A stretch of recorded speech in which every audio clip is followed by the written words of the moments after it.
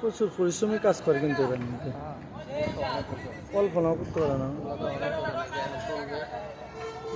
শুধু না, তুমি ওইখানে তো উঠতেই পারবে না, এখানে তো ওইটা কাজ করা তো দূর কথা, উঠতেই পারবে না। পাও আমি অনেক উঠছি, তবে খুব রিস্ক, এমনকি সাহস লাগে।